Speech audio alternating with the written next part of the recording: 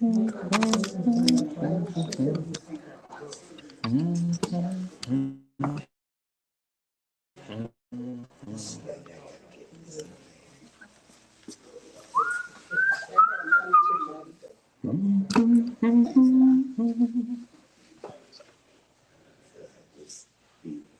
around because I never know what I might run up on. Since our stores that we like to go to is going out big.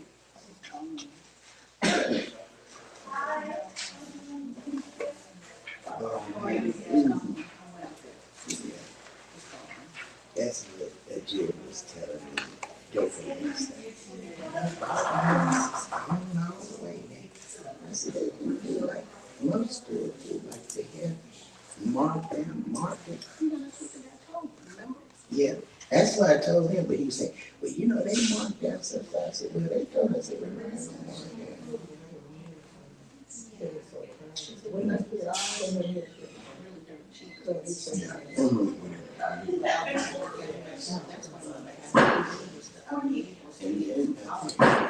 Big places still going now too. Or they still definitely went out here. But is it done? Have they still got it? All right, everybody. Howdy, howdy, howdy.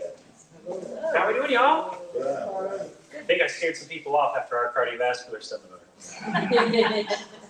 All right, so guys, tonight we get to talk about genetics and epigenetics. Woo-hoo! Who's excited? All right, show of hands. Who here was taught that your health outcomes are because of your DNA? Yeah, most of us were, right? But the cool part about this is it's an old paradigm, okay? That's not necessarily true anymore. What do you guys understand about genetics? Like, what are genetics? The color of your eyes, your hair, complexion. Beautiful. Traits, characteristics, right? Very, very good. So genetics are, we get half of them from mom, half of them from dad. Sperm and egg come together, form one cell that divides into two, two into four, four into eight. And in 9 months, we get a somewhat fully formed human, right? Have you guys ever seen an example of a family where mom and dad both had cancer, but their child was perfectly healthy throughout the remainder of their lifetime? Or the inverse, where mom and dad were extremely healthy, but then their child developed all sorts of interesting chronic diseases? You guys have all seen examples of this, right? So just in those basic examples, then, would it be fair to say that if mom and dad and baby don't all express the same disease processes, but they all have roughly the same DNA, what's the difference? Answers, guys. And so that's what we're going to talk about tonight, meaning epigenetics. Okay? So this is our Be Hard to Kill seminar series. We're doing one of these a month, covering a different topic. Last month was on the health and longevity of the cardiovascular system. If you guys want to go back and watch that, that is up on our socials, and I'll get it published to whatever else we can get it published to. But tonight, our hopes and goals are, number one, to provide you with hope. Because when we live in a paradigm that are your genetics in your control? Nope, not at all. So if we live in a paradigm where our genetics are 100% the reason why we have certain diseases, not a whole lot of hope there, right? Because then what can we change? What do we have control over in order to improve our health and our well-being? Not a whole lot there for us, right? So one of my goals tonight is to provide you guys with hope, because this entire conversation of epigenetics is incredibly hopeful and impactful for both you as well as all future generations. Help you understand how your stress response plays a massive role into the expression of your genetics, and what do you actually have control over when it comes to your health. So, Marshall, you were great. Genetics is more in reference to our characteristics. Okay, some diseases are genetically linked, like Tay-Sachs, Marfan syndrome, Down syndrome. Those are all genetic anomalies. Okay, but right now, research is showing us that roughly 5 to 10% of our disease expressions in America are related to your genetic issues. Okay, however, 90 to 95% are related to our epigenetics, aka lifestyle, aka environment, or how is your body interacting and responding to the world around it. okay? So this is environment, factors like diet, exercise, sleep, stress. You guys are gonna hear a lot of repetitive themes because even though we're diving deep on all these different systems and disease processes, guess what health boils down to? Pretty similar principles across the board, and no matter what disease process we're studying, if we do X, Y, and Z, we're just gonna do better with it, okay? So, two topics that we're gonna cover tonight, a little bit more in depth, and if anybody's tired, when we get real into the weeds on this, if that's the time you wanna like fall asleep for 5 minutes and then plug back in, that is A-okay, okay? Because it's gonna get kind of sciencey. We're gonna get way down into like molecular biology for a hot minute, but there's two things that I really need you guys to kind of wrap your head around, and one is called DNA methylation, and the other is called histone modification. It's okay if these words are completely foreign to you because that's what we're going to be covering tonight. That's part of the information that we're going to impart to you. If you can understand these two specific topics, you can really, you have a huge leg up when it comes to your understanding of how to live your life, as well as what are the choices we need to be making, okay? So, Marshall, again, like you said, genetics are traits, okay? But have we ever wondered why somebody with bad genes lives a long, healthy life, while others with good genes can suffer from chronic diseases? And the truth is that genes are not your destiny.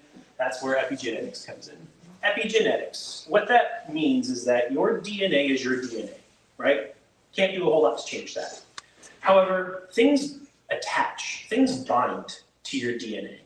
And how things bind to your DNA affects how your genes, your DNA, shows up. Like, let's say I have a code something in my DNA that says I am genetically 50% more predisposed to get lung cancer. If certain things don't attach to that gene, I'll never get lung cancer. If certain things do attach to that gene will express itself and I'll get lung cancer. So there's these different things that bind to genes, and they're kind of like light switches. Turns things on, turns things off. Okay, and these are all in reference to your epigenetic factors. So your genetics is more like your hardware, okay? Anybody ever grow up with like the old Macintosh computers? Yeah, those were super cool and fun, just like this massive box, and you have like 2 programs you can run. But the hardware is the hardware, you can't do a whole lot with it, right? As technology's advanced, we have better hardware, right? But how often do we have to update our hardware versus how often do we update our softwares? Like how often does Microsoft release like a new update? And we have to like download, update, and then things work differently, right? The hardware didn't change inside the phone, but the processing system changed, correct? The same is true of your body. Your hardware is your hardware, your DNA is your DNA, but we can upgrade our softwares. And we can do that through epigenetic expression. So genetics, a really good way to think about this is stem cells. Stem cells are kind of like all the rage because they work and they do really cool things for the body. But when you have a stem cell, you can turn a stem cell into any cell that you want to in the body as long as you put the right stress on that cell, okay? However, so Marshall, let's say we wanted to regenerate cardiac tissue, okay? This is totally theory, but if we injected stem cells into your heart and created the right environment, those stem cells would turn into heart tissue, right? Is it ever possible for us to turn a heart cell back into a stem cell? No, because the cell has already been differentiated. It's already been given a job to do in the body, okay? Now the cool part about this is this works similar to your genome. DNA can change its expression based upon the stress being applied to it in your environment. Stem cells can turn into any cell in the body as long as we put it in the right environment and put the right stress on the cell to differentiate or turn into something different.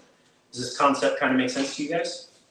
It's like when they said, we need to put a stent in your heart to help it blood flow better. Yep, kind of. So genetics, again, is not destiny. They've done multiple studies on genetically identical people, twins, and as you follow them over their life cycle, based upon how they live and what they do, they express different diseases over their lifetime, right? If twin A exercises like a madman, prays, meditates, gets good quality sleep, goes to the chiropractor, eats good quality food, and twin B does the exact opposite of all those things, do we expect them to have the same disease processes? No. No, right? Even though they're genetically identical people. They've also done a really cool study where they took identical twins, they physically shot one up into space, out of our atmosphere, and they brought him back and they remapped his genome. It was different than when he left. And one was taller than the other. Yeah, right? So kind of crazy. So if we change our environment, if we change the stress being applied to our body or stressors, then we can change the expression of what our genome is ultimately, in a nutshell, what we're talking about tonight. So again, epigenetics is like turning a light switch on and off. Epigenetics is the software that we can update through various wonderful health practices. But something I always want to pass on to you guys is this understanding of what's called pathogenesis. Where does diseases come from? Okay? Because DNA is DNA. If our body is placed under a high load of stress, what does the body do with that stress? What happens when you're stressed out?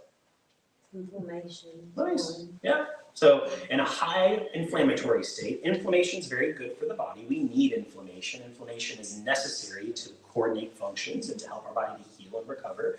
But what happens if that stress response and that inflammatory response never shuts off? Get worse and worse. Gets worse and worse, and then what sort of diseases show up? All of them, right? That's exactly right. So I really it can really be that simple, guys. Of chronic stress applied to the body equates to a chronic inflammatory load, which is going to affect your genetic expression, and it's going to show up with various diseases. Okay? So really cool study. They took the BRCA and BRCA2 genes. These are genes that are in women, and they are tumor suppressing genes, meaning you have a BRCA gene. It is supposed to be inside you because if it turns on, then the probability that you get cancer, breast cancer, goes way, way, way down. If that gene is inhibited, then the likelihood that your breast cancer goes up pretty significantly. So these genetic mutations increase breast cancer risk by 45 to 65%, but lifestyle factors like diet and exercise can reduce that risk by 25 to 30%. What we're going to talk about a little bit more tonight that I want you guys to wrap your head around is what turns these things on and off. Okay, we understand that there's this big term, epigenetics, and that influences how things turn on and off, but how does that actually occur? Okay. We have these various stressors in life. Stressors can be physical in nature. Everybody give me an example of physical stress. Yeah, right? That's why you get stronger. Right? When you lift weights, you put stress on your muscle tissues. It rips the tissue, and then the body repairs it, and it makes you stronger, so that way when your body faces that stress again in the future, they can do it better, right? But we have chemical stressors too. That's what we're going to spend a lot of time on tonight, because this is greatly impacting what's called methylation and histone production, which we're going to talk about in depth. Give me an example of chemical stress. MSG. MSG, drugs, both recreational and dangerous, pharmaceutical. Okay. What about mental emotional? Give me an example there. Depression. Yeah, taxes. Yeah. We're all about me, taxes. Life, just life, right? Family, finances, relationships, turn on the media, turn on the news. Like, the cool part is your brain doesn't differentiate between portals of stressors. Similar processes occur no matter if you're facing a chemical stress, physical stress, or mental emotional stress, which is why we have a very high burden of stress. And it's like, well, man, I really need to figure out how to de-stress. So stress in the body is regulated. What happens when your body goes through a stress response is something happens called an HPA axis. This is how your body works through a stress response. Stress first is perceived, okay? Meaning your brain is thinking, hey, I'm stressing out, right? Anybody go through any of our metabolic programs and do what's called Coca pulse testing? Not yet? Okay.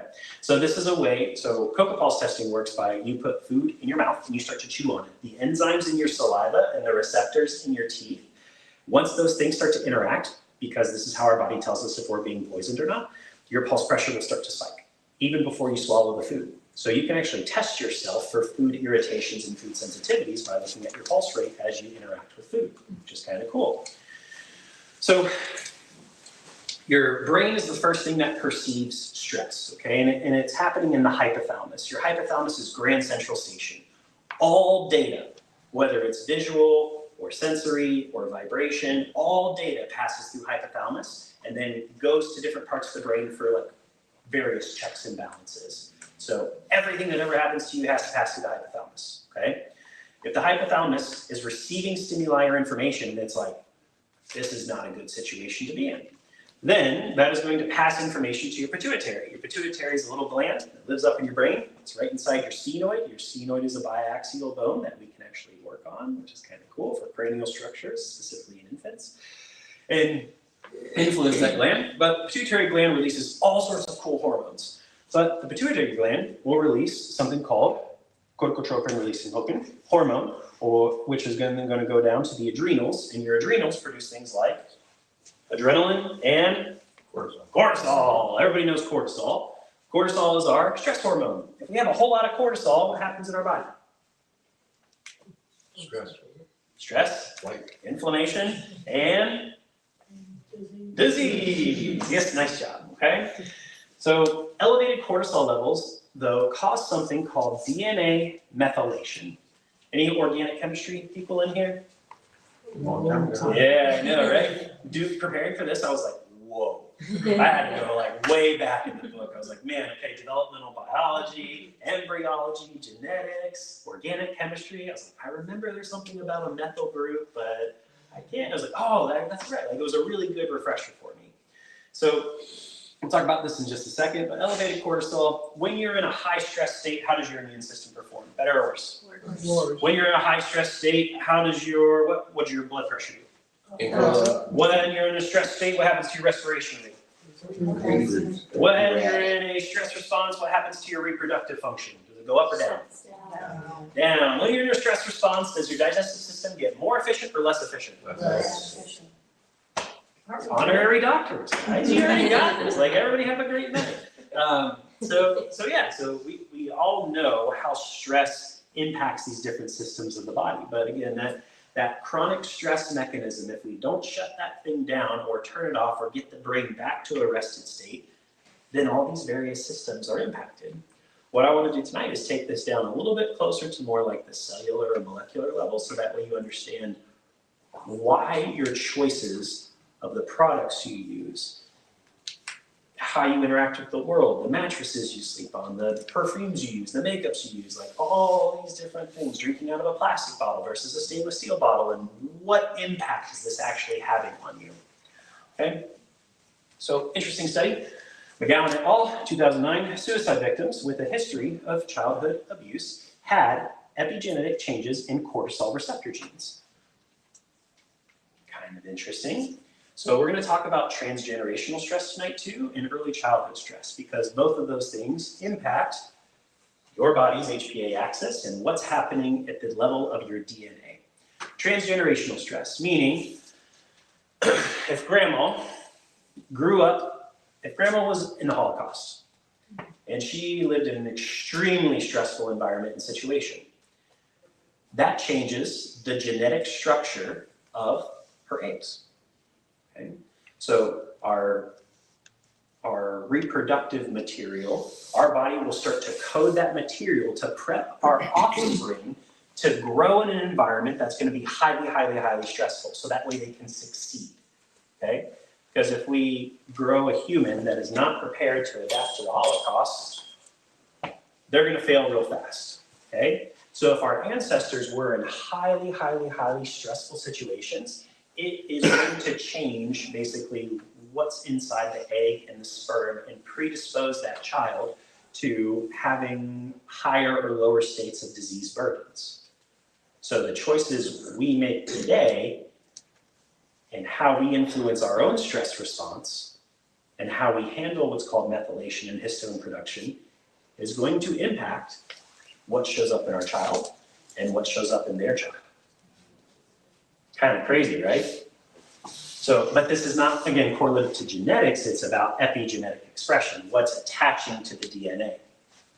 So these transgenerational factors, those high stress scenarios, for example, in this one study, there was a massive famine in Sweden in the late 1800s, early 1900s. And in this town, they followed these guys after 3 generations, and men who experienced famine during adolescence, meaning their body was in a fasted state, or they were fasting more often than having a surplus or abundance of food. Is fasting good for you? Darn right. Not all. Oh, I like those answers. Very good. Yeah, there's a little bit of mix to that. Nice. But individuals that were part of this famine, then grandsons, so 2 generations later, had significantly lower cardiovascular disease rates and increased lifespans. Interesting. However, individuals at that time whose grandfathers had a surplus of food because there was a massive differential in hierarchy of high class and low class at that time, had higher rates of obesity and diabetes. Kind of cool, right? So they had similar genetics, but based upon the environment which they were living, 2 generations down the line, their offspring were actually dealing with different diseases. Kind of cool, right? And it's going to come back to this understanding of what's called methylation and histone production. Okay? So transgenerational stress and early life stress. Affected brain regions are going to be the hippocampus, amygdala, and prefrontal cortex. These are the parts of the brain that you use for like mood, regulation, executive decision. These things don't develop until a little bit later in life. However, epigenetic mechanisms, increased methylation of glucocorticoid receptor genes cause, meaning the genes that interact with our cortisol, if they get inhibited, if they get turned off, then our HPA axis is going to be turned on all the time, or it's going to be more sensitive, meaning predisposing us to being in that chronic stress-induced state, causing a higher inflammatory load, which is going to increase the likelihood that we in life, as we interact with the environment, have poor cognitive function and have higher rates of anxieties, depressions, and PTSDs. Okay. Cool studies in rodents. Male offsprings of stressed mothers showed increased DNA methylation of stress-related genes. When something gets methylated, guys, it gets inhibited. It gets shut off. A methyl group is a carbon with 3 hydrogens around it, and it gets attached to one of your pieces of your DNA, and it shuts it off. It doesn't allow it to be expressed, to show up in your life. Okay? So if we don't put a methyl group on something, then that DNA is going to be like, hey, I'm here to party. Everybody come hang out and see what I'm doing. Okay? Because of that, these offspring also had increased cortisol release and anxiety-like behavior. Crazy study they did on a pregnant female mouse. Every time this mouse went to drink water, they would electrocute her. And then they would, I know it's awful, right? And then they'd map the stress response in the brain. So they'd see basically the parts of the brain that lights up, and then they'd do like an MRI to see if there are structural changes in the brain. And then they bred that mouse. Do you want to guess how many generations down the line it took before her offspring could interact with water without having a stress response? 3. 5, 6, 9. 14. Wow. Because of her environment and being electrocuted every time she went to drink water, which is necessary for life, she passed on this epigenetic predisposition of having a chronic stress-induced state when any of her offspring interacted with water. Crazy, right? 14 generations down the line. So, I mean, it's kind of crazy. The lifestyles that we are living are truly making have significant implications on what's going to happen in the future. Okay. Human implications. Offspring of the Holocaust survivors, children and mothers with PTSD, show similar stress-related epigenetic changes. Transgenerational epigenetic markers may explain inherited trauma and resilience. Really interesting study. They were looking at like mechanisms of abuse, like if a child was repetitively, because when someone abuses a child, typically they don't hit the face because then they get found out, they usually hit the abdomen. My first specialty is in pediatric neurodevelopment and perinatal care, so I know a lot about babies and kiddos. But individuals that have that, it's not atypical for their offspring to develop stomach cancer. Or somebody that went through a really severe sexual assault, it's not atypical for their offspring to develop ovarian and cervical cancers. Not the genetics, the epigenetics, okay? The stressors placed upon the body. So what are epigenetics and how do they work? This is where we're gonna start to dive into methylation and histone modification, okay? Again, methylation means that we're attaching a carbon to what's called cytosine, which is part of your DNA, and that's gonna not allow your DNA to say hey, this is what I'm coded to do. This is what I'm designed to do. Okay. Again, just comes back to that chronic thing that we're going to talk about: chronic stress, chronic inflammatory load, disease manifestation because of how this works. However, if we make specific lifestyle modifications, like go to your chiropractor, exercise, work through stress practices like meditation and prayer, then you can actually alter the expression of gene. And they did this really cool study on prostate cancer patients that when they started to alter these variables, the expression of their prostate cancer started to go down. Yep. So before lifestyle changes, after lifestyle changes in reference to stress, diet, exercise, sleep, and toxic load on humans and systems. Okay? So all the choices that we make every single day greatly impact our longevity and our well-being.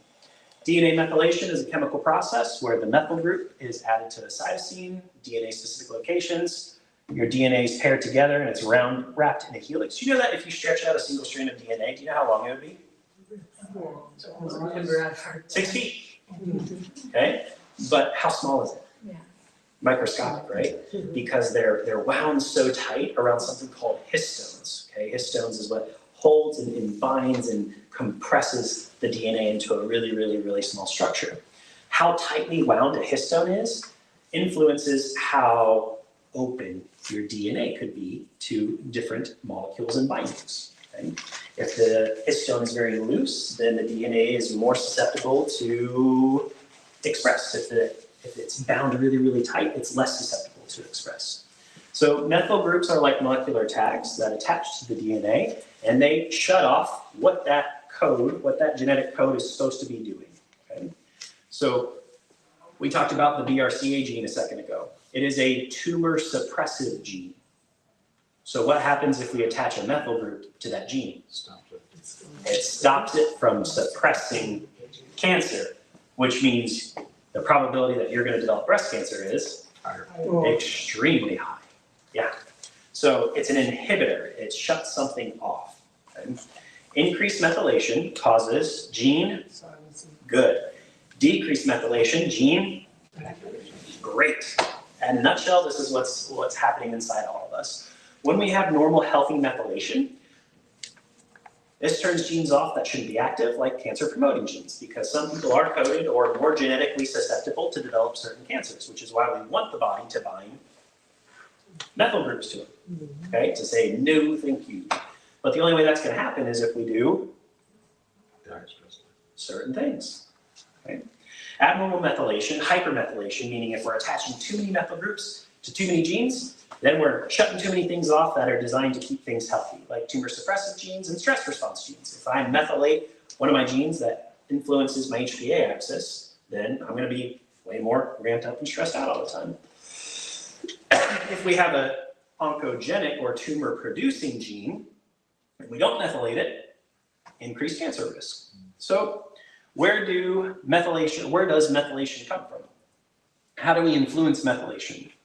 Number one, diet. So this is an important thing for you guys to understand, because when we're buying things like supplements, there is a less expensive way to make them and there is a more expensive way to make them. The less expensive way increases profits and margins. The more expensive way decreases profits and margins. So it's really, really important. Like one of your B vitamins is called cobalamin. However, the majority of what you guys see, like Nature Made and basically anything that you find at like Publix or Kroger's, does not have the active formulation of that B vitamin. So my body isn't absorbing it. You have a really expensive P, right? Versus if you buy a B vitamin that has methyl in front of it, it's more available to your body, so that way you can use more of it. Okay, so this is a really important thing to understand. So things like folate, methyl folate, good. All your B vitamins, including B17, which is a massive cancer suppressor, which is not included in like 99.999% of the B vitamin supplementation you can get. But the food that you can get that from is your organic apricot pits, which are Organic apricot pits have significant anti-cancer properties because of What, eat the pit? B17.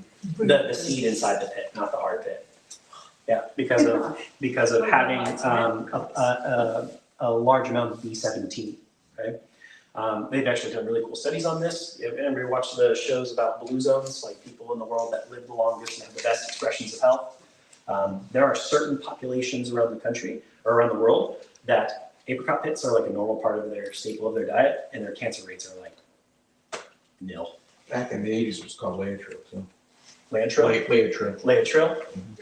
Oh, nature, Okay, stress. Chronic stress increases methylation of cortisol receptor genes, meaning it's just going to keep a plethora of cortisol out in the system, which is going to increase anxiety, weight gain, poor sleep. Toxins, BPA. Everybody familiar with BPA? It's basically in the lining of everything in every aisle of the grocery store. Okay? Any canned products, anything wrapped in plastic, and if you heat that plastic up, it increases the concentration, but BPA just trashes your methyl responses, specifically to tumor and cancer suppressive genes. Okay? Exercise. If somebody eats a carrot cake and doesn't exercise, and somebody does eat a carrot cake and exercise is going to outperform basically everything. Okay? You gotta be able to you have to invest time in moving your body because it has just systemic health benefits across the board. And then sleep. You can't have more than 2 nights of disturbed sleep without having a severe consequence to the cardiovascular system. So good sleep practices are a must. And we're actually going to talk about sleep here in just a second because it's going to be kind of surprising to you on flame retardants. So we already talked about this example of methylation. We have the BRCA gene, which is a breast cancer suppressive gene. If we methylate it, we will silence that gene, and that means we have a 50% increase in the likelihood of developing. Hi, Mr. Jones. Nice to see you, sir. Childhood trauma and stress, again, early childhood stressors increases the methylation of genes that regulate the HPA axis. So now we're shutting off our brain's ability to regulate stress, which is going to vastly increase the likelihood of anxieties and depressions. Okay, so it's not necessarily the genes as it is the what attaches to the genes, what's allowing the gene to express itself. So different environmental chemicals do disrupt methylation. Things like heavy metals, cadmium and arsenic will directly alter those methylation pathways. Primary exposures from cadmium is, and metal workers. I just had this conversation with a gentleman yesterday. He's like, dude, after you fix my spine, everything's working really well, but my thyroid's trashed. And he is a metal worker. And I'm like, we need to do some heavy metal detoxes and do something to support your thyroid, and then we'll most likely see an upregulation in performance and well-being. Okay? Jewelry makers and root vegetables grown in contaminated soil. Guys, where's our contaminated soil located? Where is it? Yes, where is it located is the right question. Unfortunately, just due to agricultural practices, farming practices, pesticides, right? That's in our air. Well, there's a slide on cloud seeding here in a second. Let's get to the whole. The crazy part, guys, is just there's so much loose chemical exposure and such poor regulation because of money being exchanged. Lobbyists, researchers, it baffles me. Did you guys see the thing that they Doge like that they're looking into different politicians that have been in office for certain durations of time, yet their annual salary is X, yet they're worth 50+ million, and they're like, how'd you do that in 7 years? Where'd that money come from as a public servant? Right? It's very interesting. So yeah, there's a lot of money moving around, influencing different legislature, which allows certain things into our food supply and agricultural practices, and ultimately, who's paying the price for it? We are, everybody. Yes, we is, right? and we're not just paying the price for it now. All the stuff that started back in the 50s and 60s, that's why we are in the state that we are in, and has it gotten better or worse over those last 50, 70 years? So is it any wonder why less than 50% of our children are neurotypical at this time in our country? And autism rates are projected to go from 1 in 26 to 1 in 3 in the next 10 to 15 years. It was 1 in what, 300,000 at one time, and back 30, 40 years. Yes. Genetics don't change that fast. No. It's But the when you put it in your body, does. Yes, but it's the epigenetic factors that are influencing all of us, okay? So disruption of methylation pathways. Methylation requires key nutrients like methylfolate, various B vitamins, and choline. Where do you guys get choline? What is the primary source of choline in your diet? Eggs. Cool? Yet our chickens are not fed a species appropriate diet, and they're pumped full of antibiotics and hormones, and so a lot of us are extremely sensitive to the eggs that we're eating. It's not the egg's fault. It's the epigenetics of the chicken that's influencing the genetic structure of the embryo and the offspring that's making you sick. Kind of crazy, right? So yeah, so if you guys can get really good source eggs, but again, chickens typically eat, they're scavengers, they eat grubs out of the ground, and then that comes us back full circle into like the soil and what's being pumped into the air and air pollution and cloud seeding and all this crazy stuff that, you say these things like 10 years ago and people would chase you with like torches and pitchforks, and now everybody's like waking up to it. They're like, yeah, man, this stuff, we gotta cut this crap out. And a lot of stuff is somewhat outside of our control directly. So the choices that we do have control over, what we buy at the grocery store, waking up at 5 in the morning and going for a run, are so much more impactful, right? So oxidative stress, number 3, chemicals that increase the production of reactive oxygen species, influence DNA damage, and cause faulty methylation pathways. Meaning now our body, because of chronic stress and what's called oxidation, is now having a really hard time doing its job. Okay, they have those heavy metals listed up there like lead, arsenic, cadmium, and mercury. Most of the stuff is found from polluted water, oil paint, pesticides, seafood, dental work. What's the next one up there?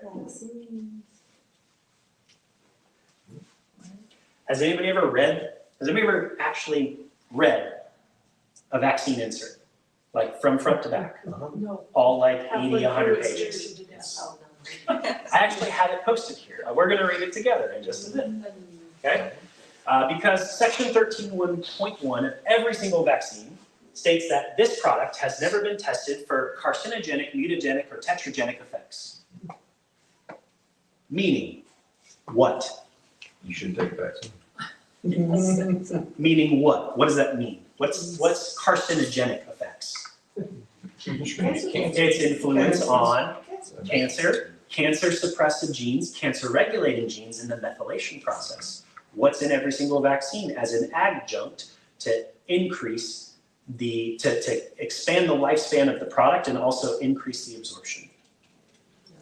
Thimerosal or mercury and aluminum, heavy metals, okay?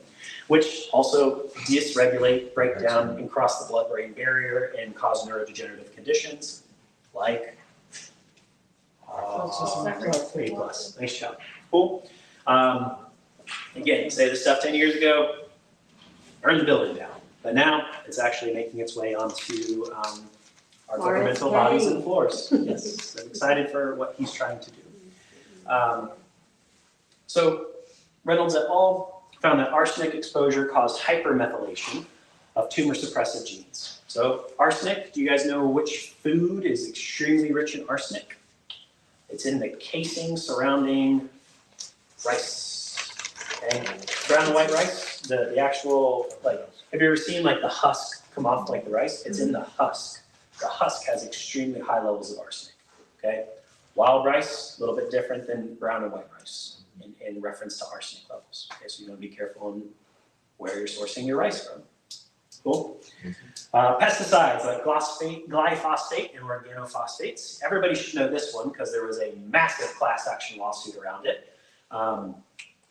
Glyphosate, we know, causes what? Lymphoma, right? At extremely high rates, and yet that is the primary chemical ingredient in what favorite pesticide? Which is sprayed on what? Everything. Vegetables and fruits specifically, okay? Incredibly high in You're either gonna pay the farmer for good stuff or you're gonna pay Big Pharma later. And the farmers get infected too. Yes, they do. It depends on who's sourcing their seeds and have the seeds been genetically modified. Yeah, it's, again, when you start to dive down this rabbit hole, it blows your mind, right? Natural flavors and artificial dyes in non-organic foods. We know that all artificial dyes cause a breakdown of neural tissue. They actually quantified this for the first time in history last year. It's a 30, I forget the unit of measure. I'm going to say milligrams, but that might be wrong. It was 30 milligrams, micrograms. Again, I don't remember the unit of measure. I think it was micrograms. It was mg, and it was mg at the end of it. Will cause your nerve tissue to die. Okay. Yet then they mapped a traditional school lunch, and you know how many milligrams of artificial dyes were in like an average school lunch that is pushed out in like public schools. 1,500 milligrams. And it's like, hey, kids go to lunch and they come back to science class and I'm like, my kids don't sit still. Yeah, right? One of the worst guys is bread, I believe. Yes, but they just took red number 3 out of the supply, but they did give companies 5 to 7 years to make a change. But that's just one of, yeah. Yep. So again, this is just, you know, it's really important that you are an aware and conscious consumer. And there's really cool websites nowadays where you can scan barcodes and it tells you all the crap that's in it. And you'd be like, okay, cool, I'm not buying that one. Let's test this one. So please check out those apps because they are extremely useful. Let's see here. What's sad, you go to Europe and Canada and not have those ingredients. Correct. The laws are a little bit different. There are thousands of chemicals that are allowed in our supply that are not allowed in other places in the world. That's why people that are extremely gluten intolerant here can go eat pasta in Italy and have no issues. Yep. Under the brand of natural flavors, there are 100 different chemicals that could be under that brand, including aborted fetal cells. But yeah, so you guys just really need to be conscientious. And even if it says organic natural flavors, it's like, you know, if you're buying applesauce and the ingredients don't say apples in water, you probably shouldn't put it in water, okay? Epigenetic effects, so these pesticides, again, alter methylation, meaning the suppression of certain genes. We want to turn certain things off, like neurodevelopmental genes, which are going to increase the likelihood of your genome expressing ADHDs and autisms. Guess which baby foods have the highest tested levels of glyphosate? A+. And those little pops that you see, like the little like pink pops that, you know, like they're everywhere. Do you know which 2 cereals test highest in glyphosate? Cheerios and Quaker Oats. And think of the sugar in the other ones. Yep, and that we're not even talking about sugar now. We're just talking about pesticides, right? When you combine pesticides with sugar, they really get some fun stuff to happen inside the body. So, I'm not going to try that one. Found that glyphosate exposure during pregnancy caused epigenetic changes, leading to obesity and reproductive issues in the offspring. Guys, how many reproductive issues are we seeing nowadays? Lots. So many. Studies have shown that there is a significant amount, over 200 plus carcinogenic chemicals in fetal cord blood, meaning in the umbilical cord, right? So how soon do you think we should really start to implement health practices? Right now. Yesterday, right? But really, like, as quickly as somebody comes out. Yep. And if we can get moms before conceiving to start to make some of these changes, then the epigenetic expression on their ovums, their eggs, are literally going to build better offspring. And they won't have the same challenges that we're facing today, not because the genetics are different, but because the expression of the genetics are different, because we're reducing this gross burden on the body from all these various aspects of stress, physical, chemical, and mental, emotional. Birth's a great combination of all 3, right? It's a very physically demanding process. There's, 30 pounds of rhythmic pressure applied to the baby's head and feet, depends upon what position they're in, right? If I stood behind you marshal for 12 hours and put 30 pounds of pressure on your head and neck repetitively, would you be super happy with me? No. No, you would not. You're like, dude, I got a wicked headache. I'm like, yeah, I know. But yet babies come out and they're like, oh, they're perfect and there's nothing wrong with them. It's like, no, they have 80 to 90% of all newborns have a mechanical issue, a cervical sprain strain injury between head and neck.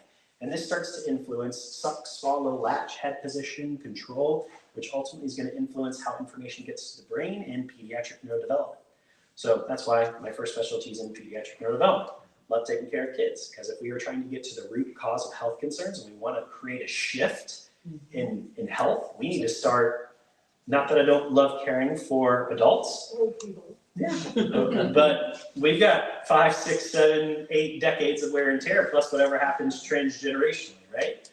If we want to start making changes, we really need to start with the little people and start to build them up and teach them better practices so that way they, as they prepare to become fathers and mothers, can start to change this trajectory of what we've done to ourselves through environmental load. Let's hope some technology comes down the road too. Yeah, that'd be cool. Okay. Guys, this is a vaccine insert for the MMR vaccine.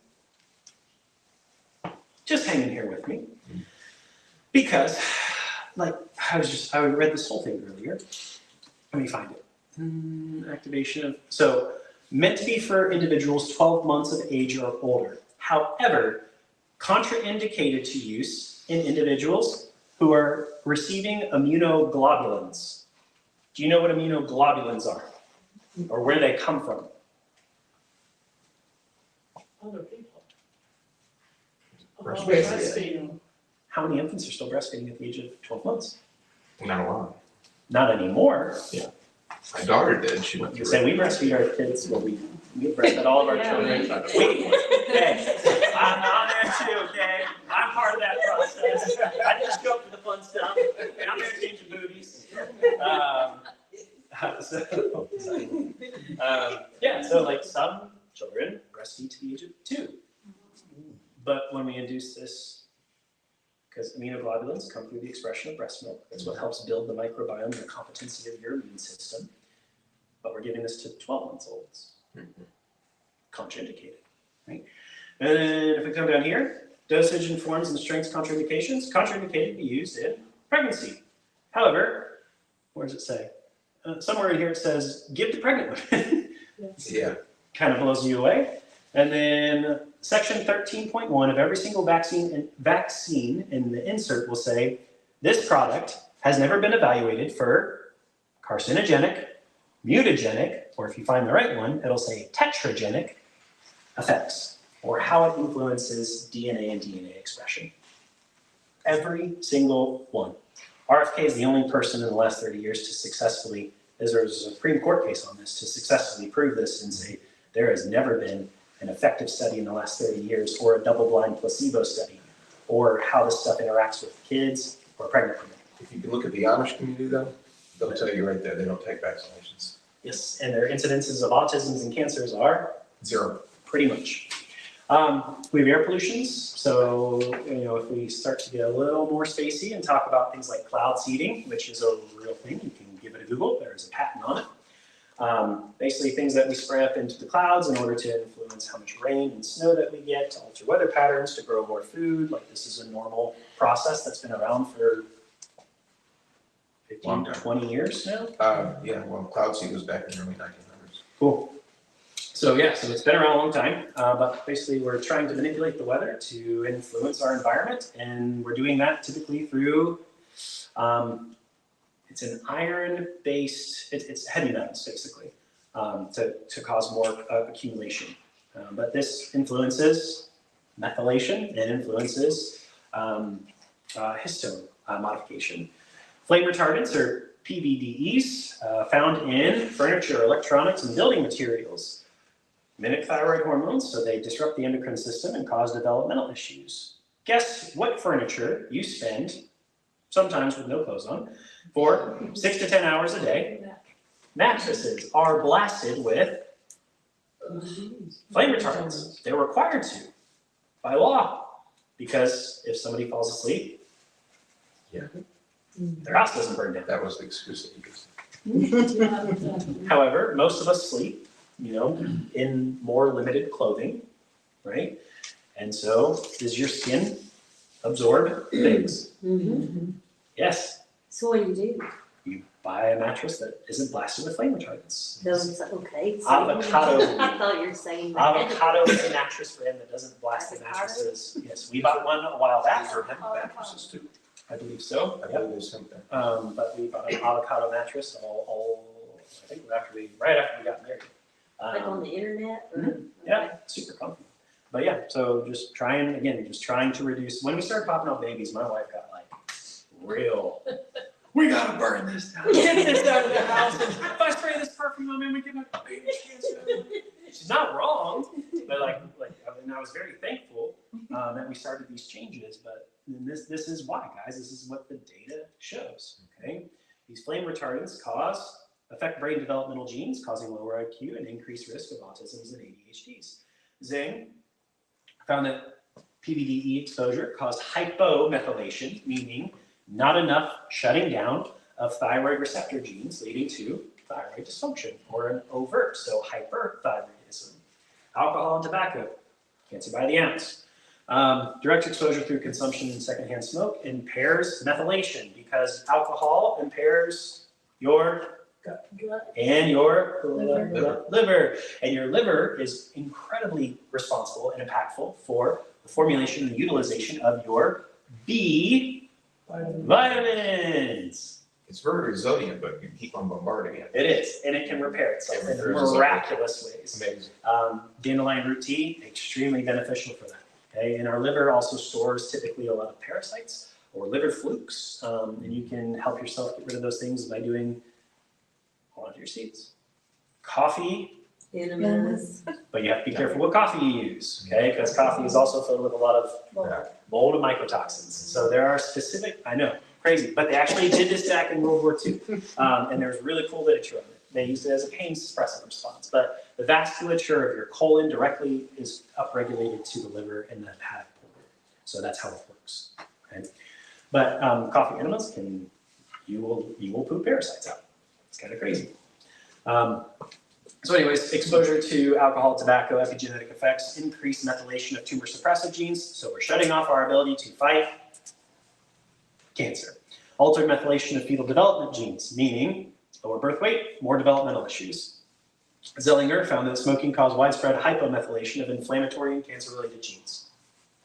Smoking is bad. We all know it. But man, I grew up in Ohio, and then we moved to Florida, and then I moved here. I'm like, Tennessee, a lot more tobacco usage than what I'm typically They grew used to. tobacco in Lebanon. Yeah. But again, it's not just firsthand smoke, it is secondhand smoke that is impacting your ability to suppress cancer in your body. Okay. So do you not do any alcohol? Just very moderate. Yeah. Mhm. And, there's actually a cool study on red wine here coming up that does positively influence things. So don't just start Then you got the sulfates. powering home red wine, but there is some cool potential benefits of red wine. Same thing with agave. So like organic tequila has some health properties to it, but again, if you overdo it, you're going to cause damage to these things. Okay. How do you support methylation pathways with proper nutrition? Again, methylfolate, primary food source. Leafy greens, B12, meaning meat, animal products, and potentially organ meat. However, organ meat is typically where everything gets stored. So if the animal has said a bunch of crap, you're going to have a really sick organ meat. However, organ meat could be potentially the most healthy and bioavailable nutrient source of the body. In mammalian populations, when something hunts something else, what's the first thing they eat? Liver, heart, kidneys, brain, eyes, and then muscle tissue, because that is where the most dense collection of nutrients is, okay? Reduction in chemical exposures, so ideally avoiding things like plastic containers altogether, which is stainless steel. Choose organic produce over pesticides. And man, has anybody looked at Appeal yet? The new Bill Gates thing? You don't want that. Yeah. So basically they're putting this crazy chemical coating on produce, so that way, Avocados was a big one. so that way it lasts like 6 weeks longer than it should, so that way we can sell more things to people, but You do not want this in your body. And it causes, wow, is it a peel that has astrazine in it? Yes. Which causes the feminization of male genitalia? Yep. So you give it astrazine in Google, it's a pesticide that feminizes male genetic They've structure. been doing that with water too for a long time. Yeah. So you get just seriously, guys, take notes, research this stuff. It'll kind of blow your mind. So detoxification support, what can we do? Infrared saunas. You gotta sweat, which is where exercise comes into play, because you gotta get these toxins out of your system. Support your liver, which you can do again through organic dandelion tea, milk thistle, but supplementing things like glutathione or NAC, N-acetylcysteine, can be incredibly impactful for methylation. Stress reduction, shameless shout out, number 1 on the list, chiropractic. Meditation, breath work to calm the HPA axis. Everybody know how to box breathe? Yep. You're going to inhale through your nose for 4 seconds. You're going to hold your breath for 4 seconds. You're going to exhale through your mouth for 4 seconds, and then you're not going to breathe for 4 seconds. And then you will repeat the cycle. This methodology of breathing, which is what snipers do as well, greatly slows down and lowers your heart rate, as well as downregulates cortisol levels. So if you ever find yourself like super stressed out, you can take, you can either go through box breathing, or you can take the biggest inhale that you possibly can, and then take 2 quick at the very, very end of it to expand VO2 max, and that also downregulates the stress response. The reason that does that is not just because of oxygenation and carbon dioxide, but because of what it does to the diaphragm, which then resonates or vibrates the vagus nerve, which then calms down your system. Okay? So that's applied neurology through breath work. And then sleep patterns. Where does your body do the most around repair? When you're awake or when you're Sleep. Yep. And if we don't sleep longer than 3 hours in duration before having disturbed weight cycles, we will have much, much, much higher incidences of cardiovascular disease as well as everything else. Okay. Start to dive into histones. So this is the opposite end, or a different aspect of DNA. Let me come back here so I can give you a visual. Okay. This windy white structure is your DNA. Okay. Histones are wrapped around all these different things. There are different things that attach to the DNA that affect the availability of the DNA and genetic expression. If you guys want to watch this, it's a quick 2-minute video, but it's very, very, very high level biochemistry. So all the words you might be like, I don't know what this person's talking about. Kind of a cool visual though. Okay. But I wanted to help you get a frame of reference of what a histone is. It's the wrapping around which DNA is binded together and compressed to reduce surface area. Histones affect the availability of your DNA to express, or to be bound or binded to. So the more tightly wound, the less expression, the more open, the more expression. Loose DNA wrapping increases activation of genes, tight wrapping, silencing genes. Okay? If we modify histones, so acetylation, methylation, phosphorylation, ubiquination are all different terms in organic chemistry of talking about which things are connecting to which things. So unless you study organic chemistry, you probably don't need to know those words. Okay? But what I do need you to know is that all of these things, different chemical processes, are impacted by how tightly wound or how loose the histone is, which affects gene activation, silencing, and suppression. So very similar to methylation, it's just a different process, and we need to influence it ideally in potentially a different way. But when we boil it down, it's going to come down to the same wonderful health practices that we're already talking about. So for example, histone dysregulation, meaning things aren't wrapped the way they're supposed to be wrapped. Hypermethylation of tumor suppressive genes because of same stuff. Obesity, increased histone acetylation of metabolic genes because of phthalates and glyphosates. Guess where your #1 source of phthalates come from? Shampoos and stuff. Shampoos and conditioners. So please scan your labels, so that way your stuff doesn't have phthalates and sulfates. BPA, again, plastic, everything's in a plastic container, literally everything, and it leaches, especially when it's exposed to heat, and it causes all sorts of bad stuff to happen. Pesticide stress, heavy metals, air pollution, similar concepts, guys. Let's see here. How can we help ourselves improve acetylation, resveratrol, which is found in Red wine. there you go. Which can activate anti-inflammatory and longevity genes in good, nice. They're one of the blue zones a lot of red wine drinking, right? In moderation. They also pair that with really nice cold pressed organic olive oil, which has all sorts of cool benefits for you as well. Resveratrol, increased histone acetylation, extends lifespans in mice. Curcumin, found in beautiful, beautiful little In what? turmeric. Turmeric. Turmeric. Turmeric, though, has a really hard time making its way all the way through the small intestines because of the acidity of the stomach. And then it also has a really hard time getting through the liver. So it does need to be formulated or bound synergistically with something else in order for your body to increase the availability and absorption of it. Peppers. Common way, black pepper. Okay, black pepper and turmeric together. Guess what I put on my kids' eggs every morning? Black pepper too. Yep, a little bit, Spice. little bit of cumin, So does Little the bit of liquid salt, little turmeric bit of not work? and I would have to look at it. Depends how it's formulated. But if it's not formulated correctly, you're going to be absorbing very, very, very, very little of it. Very little of it will make its way into the bloodstream because it has to pass through the intestines and the liver first. Okay. But curcumin or turmeric has all sorts of cool benefits to it, but really activates anti-inflammatory genes. So it inhibits something in order to activate something else. Cool study from Journal of Biological Chemistry. Curcumin increased acetylation of tumor suppressive genes, meaning it makes them work better. So taking turmeric downregulates cancer. Sulforaphane, found in broccoli and cruciferous vegetables, inhibits one of these processes that increase tumor suppressive gene expression. So all these different things that we're supposed to do every single day dramatically influence how our body can detox and regulate itself.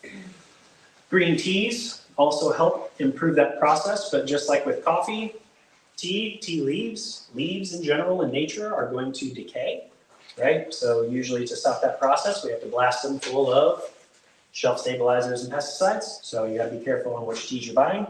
You guys want to know which tea brand is the highest in pesticides? Nice job. Also watch the bags too, sometimes the bags are not good here. Yep, What was the brand? Lipton. Oh, Lipton. Lipton has the highest pesticides.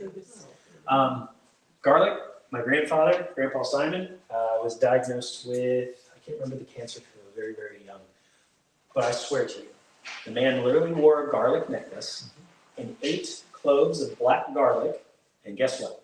Cancer-free. Dude lived to 103. Garlic is amazing. Yep, 103, and only took one blood pressure medication that he was prescribed when he turned 97. World War II vet, So you can garlic. start crushing some garlic. Organic garlic. Mixed with some organic cold pressed olive oil, and you got some really cool Not in things. jar. No. Did you say No, you no, had no. cancer and then you did that? Okay, so. Also, be careful how you store your garlic in the refrigerator too.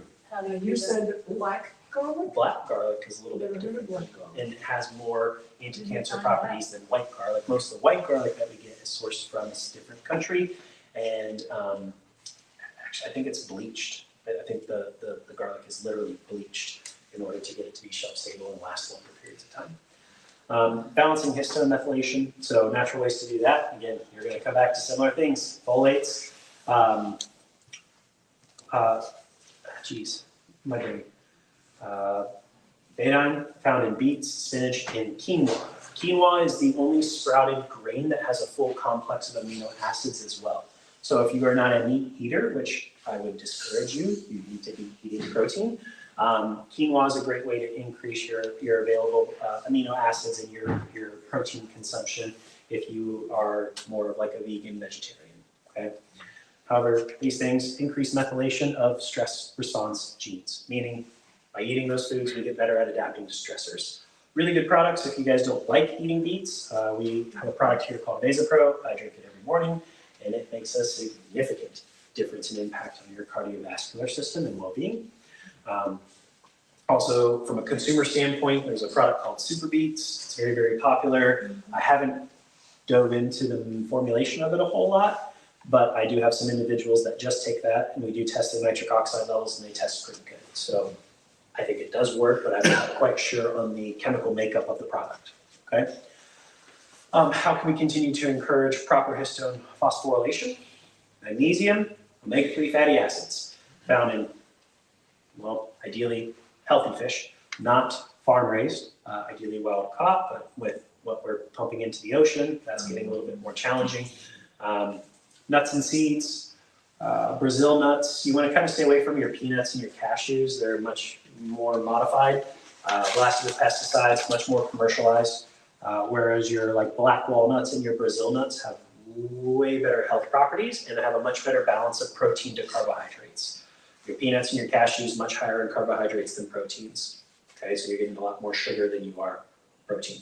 And Brazil nuts have selenium, which also fights cancer. Yes, and Brazil nuts also have selenium and a zinc in them, which are also very beneficial for your diet. What about pecans? Say it again. Pecans? You can. Don't know how to handle that one for you because everything's packaged in a can or in a plastic bag. So unless you can source them locally or from somebody that flew it in from somewhere else, that would be the best answer for you. Okay. Protects against ubiquination. Again, that's one of those organic chemistry terms, but basically this causes gene suppression. I can never say this right. Chlorella does amazing things in the body. I actually am drinking it currently. We use a product, or I personally use something called Greensberry. It's a product through Blueprint Nutrition, and it has all sorts of amazing things in it. Actually, everything that we talked about is in this one product. But helps bind the heavy metals and takes that out of your system. So the gentleman I talked about earlier, who's the heavy metal worker, these are the next two things I'm going to talk to him about. Dude, how much cilantro and how much chlorella are you pumping into your system? Because if you can pull that out of your system because of the heavy metal exposure, I would imagine we're going to see improvements in your thyroid performance. However, lifestyle strategies that support histone health. Any of them up there that you're like, whoa, earth-shattering, groundbreaking? That's kind of the crazy part about health, guys. It's like we all innately, we know, right? Like you know what to do. It's the discipline that is where we all have a little bit of a harder time. And is there a magic finish line to health where you're like, got it, never have to eat broccoli again, never gonna exercise again? Nope, it's something that requires time and repetition. There's no magic. Please never ever allow somebody to sell you some magical pill, potion, or lotion that's a miracle, whatever. Because it's not. It's just, health is so dynamic and multifactorial, there is not ever one thing that makes it right, okay? When we look at health principles though, there are a couple systems in the body that are leading systems of the body. There are things that are downstream from them that require either information or nutrition from them to work the way they're designed to. And those two systems are number one, your central nervous system, nice. And number two, your digestive system. So if we can invest time and energy into improving the performance of our communication and our gut flora, microbiome, and power supply through chemistry, then you can affect all sorts of cool things downstream. Guess what kind of office you're in?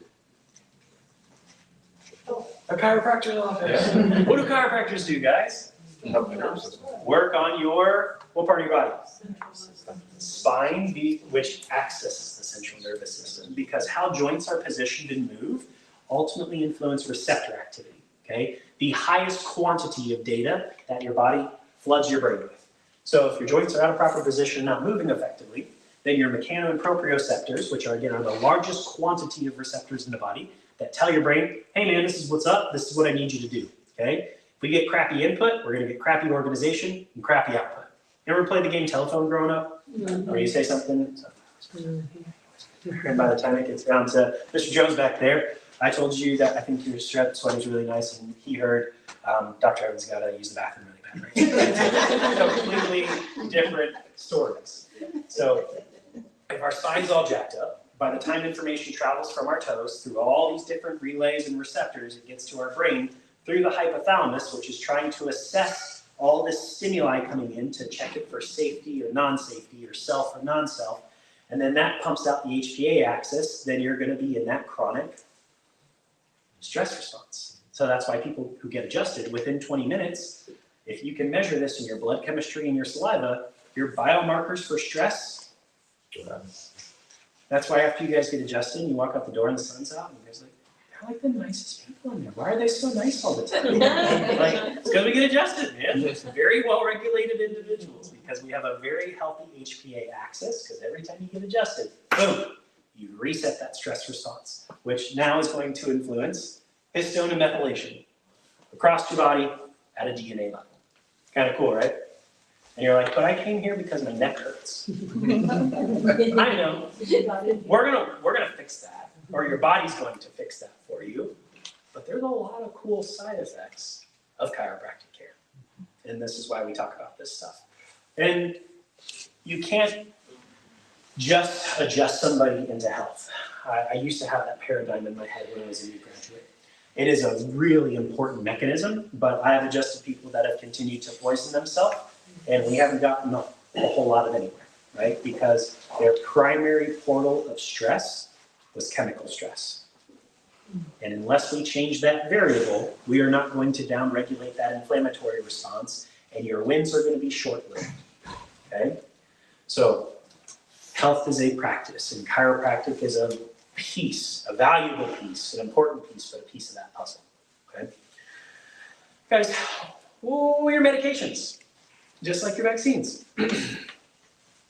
In order for medications to work, they typically need something to activate them. It's like a lock and key mechanism, okay? So most medications are either excitatory or inhibitory.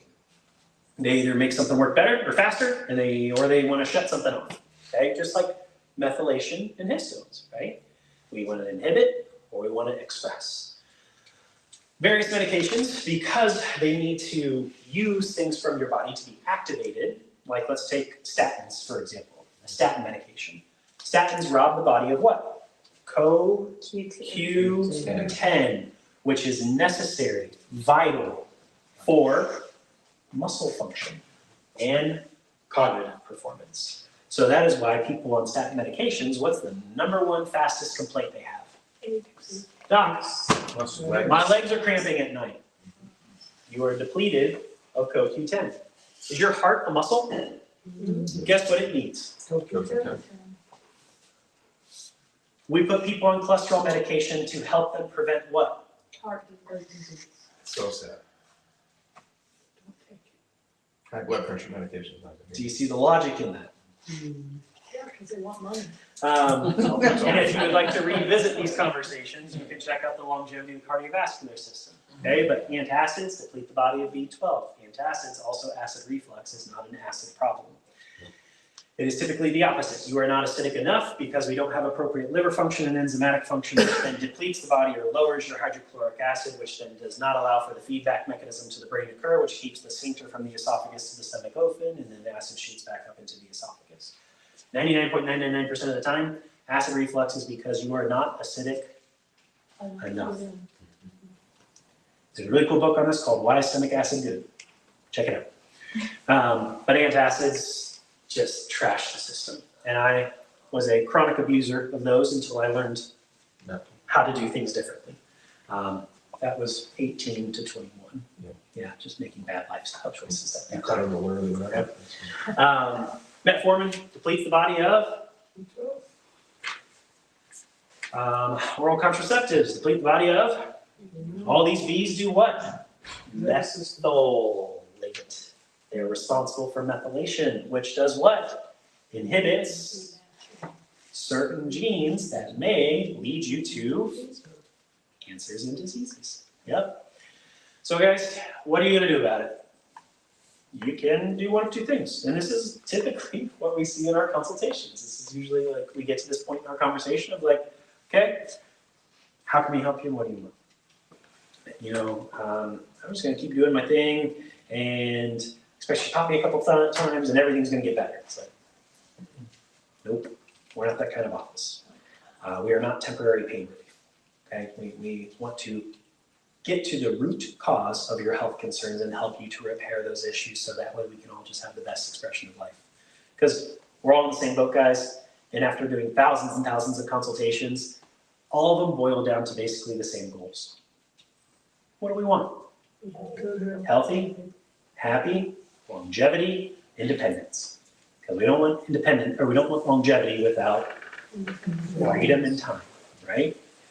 So in order to get to that point, to have that beautiful, magical longevity and that outcome, what do we need to do? Take care of it. Change your lifestyle so you can change your genetic expression. And ideally, if you could do this before having babies, you're going to start to change the trajectory of your lineage and your legacy, which I don't know about you, but that's super stinking cool. It's a little late for most of us. It's not too late for you to encourage, impart information. If you have babies, then you got grandbabies, and you can start working on their paradigms and frameworks in which they live their life and what they're choosing to do. My kids, my son's in baseball. Every time after baseball game, snacks. And he goes up to her, ma'am, does that have artificial dyes in it? Is there any sort of, and I'm like, and everybody just looks at him like he's crazy. And I'm like, I think he's the same one. Yeah, that's good that he even does that. Yeah, right? My kids, my 4-year-old understands the breakdown of macronutrients. That's awesome. Malia, look at your plate. What on there is sugar? This and this. Okay, what on there is fiber? That one. Which one's protein? That one. What order do we eat food in? This, and then this. Why? Like, children understand this stuff.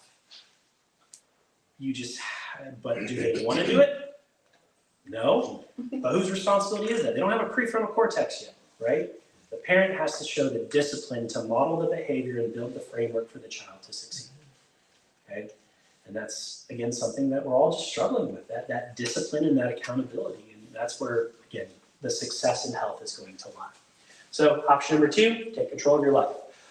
The lives of your future loved ones. Educate yourself. Start to understand these principles of methylation and histone and the HPA axis and neurology and the digestive system, because guess what? Who's ever heard any of this information before? Not a whole lot of it, right? Who's taking the time to teach people about these things? Happy to be here for you, right? But I've spent 20 years of my life studying this stuff. Like, I don't expect you guys to pick up the biochemistry book and be like, teach me about methylation. That's not your passion. That's what I'm passionate about. That's what I think is super cool. I like understanding how things work inside you. Don't put me in front of a car that don't understand how that stuff works. But human body, like, yes, absolutely. And so there's people like me all over the world that really love to help see you win. So be thankful you're here. Spinal health and nervous system function, this is so well established in data. And what's really cool is that the majority of the data validating chiropractic care is coming from neurologists and orthopedists at this time. They're just not calling it chiropractic, but they're talking about spinal mechanics. They're talking about neurologic tone. They're talking about the hypothalamus. They're talking about these things, but they're trying to solve these problems through medications and through surgeries. And there's a bit of a disconnect. Okay? Lynn, thanks for coming. So guys, when your spine is altered in its structure and function, it alters input to the brain. So the spine needs to be positioned in a certain way. It needs to have certain curvatures in order to do that job well. The spine has 2 primary jobs. Number 1, mechanical weight bearing and load. So if the spine is a weight bearing column and it looks like this, is it going to be a very good weight bearing column? No, it is going to be under mechanical failure. And then that is going to start to do what to your neural tissue? Crap it out, right? And then if your brain can talk to your parts, how are they supposed to work? Not going to, right? So alignment, and more importantly, sagittal balance is so vitally important. There are supposed to be 3 different degrees of curvatures within the column, about 42 degrees in the neck, 44 in the mid-back, and 40 in the low back, roughly applies to 2/3 of the population. However, each of your anatomy and curvatures are fairly unique to how you grew and developed, how God built your butt, and how God built your thoracic inlet, okay? Any musicians in the room? Cool. It's Nashville, guys, get hot. But so if you guys understand the concept of tuning a guitar, if I change how much tension is applied to a guitar string, I'm going to change the vibration of the string. Your neural tissue works the exact same way. If my structure is physically distorted in space, I have more on tissue, which is going to distort the frequency, tone, and vibration of the tissue. It's either going to excite it or inhibit it. And then the nervous system becomes disorganized, and then our HPA axis gets jacked up, and then our body's no longer interacting with the environment in the way that it's designed. And then we're chronically stressed out, which means we're chronically inflamed, which means we're going to be chronically ill because of epigenetic expression. You guys start to see how all this stuff kind of works together? Cool. All right. We're starting to launch various metabolic programs. They've been extremely successful and impactful, and people have been doing really, really, really well with them. So if you guys want more information on that, please let me know. For your attendance here this evening, if you guys want to talk about this further, please, no pressure on this. I can't be there at your house cooking for you and making you do these things. However, if you would like a framework to follow that is extremely successful with incredibly high efficacy and potency of these various supplemental products that I'm currently utilizing and other people are too, if you want, we'll give it to you at a pretty significantly discounted rate. For those of you guys here this evening, if that's something you're interested in pursuing or taking further, please no pressure on that. If you're just like, Doc, I just need some help. Like, okay, let's start just looking at your diet. Let's tweak this, this, and this. Let's reorganize this to this part of the day. The concept of chrononutrition is also really cool. If you guys haven't read anything about that, of what food am I supposed to eat at what time of day? How do I want to organize the calories going into my body? Cool books on this. So check out chrononutrition as well. So guys, again, just as a refresher, in a nutshell, chronic stress, chronic inflammation, chronic disease. No matter if you are genetically predisposed to it or not, because we're all under this crazy environmental burden and demand. However, the hope comes from you having direct control over what you choose to eat, what products you utilize. We just need to be more conscious consumers, and we need to dial in these health practices. So guys, how often should you do something good for yourselves? Every second of every day if you're an optimist, right? Whether I'm thinking a certain way, whether I'm watching a certain thing, whether I'm moving a certain way, like literally, if you really like, anybody like time blocking? You read books on time blocking? Yes, it vastly increases your efficiency and productivity, where like, it's kind of monotonous, but you literally map out your day in 15-minute blocks. It's amazing what you can get accomplished when you break it down into 15-minute intervals. But like I said, we just got to structure our day a little bit differently. We got to find the time for the things that derive success and that breed value.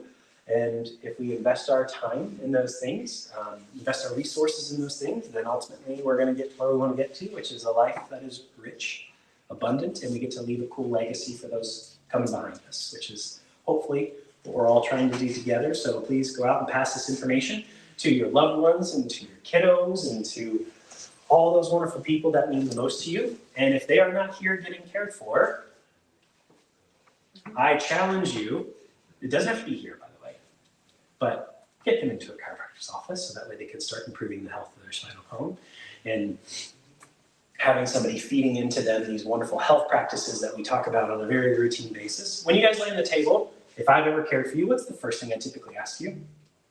How's it going? Tell me something, what are you thankful for? Tell me something good about your day. What was cool about your day today? Why do you think I asked you that? Wake up in the morning, be grateful and thankful you start your day out. Yeah. The right frame of mind. Yes, ma'am, because gratitude changes epigenetic expression. Rudy, would you hold up your book real quick? That looks interesting. Would you hold up your book? Or can I borrow that for a second? Universal law. Okay, there are two people that if you guys like reading, if you like this stuff, check out Dr. Joe Dispenza, check out Dr. Bruce Lipton, okay? These are two incredibly impactful researchers, scientists, doing high-level things in like quantum physics and how it's influencing everything that we just talked about tonight, okay? But gratitude in your thought process, which is the number one thing that like I struggle with as a person, is what goes on between my ears, because I'm juggling a lot of things in life.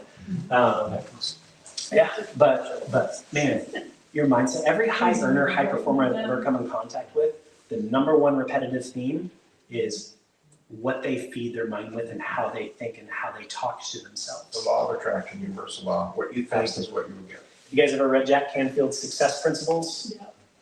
Great book. If you haven't checked that out, you should check that one out too.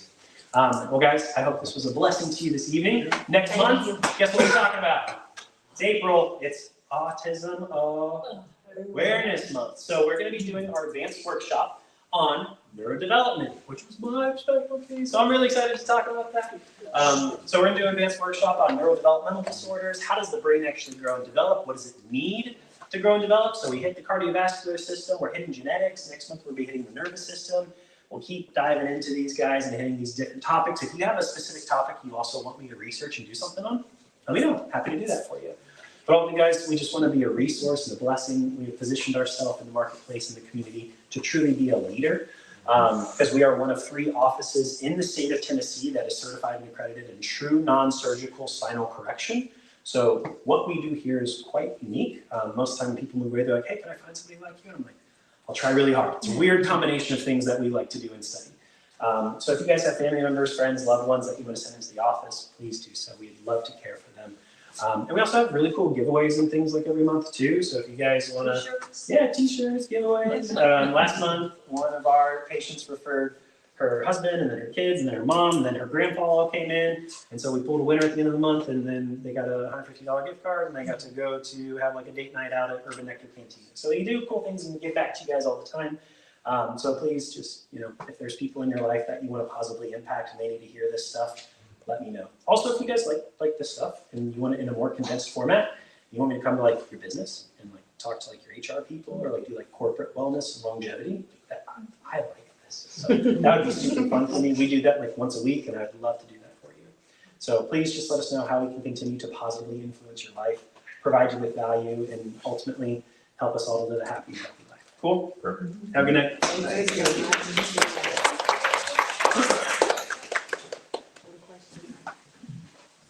On the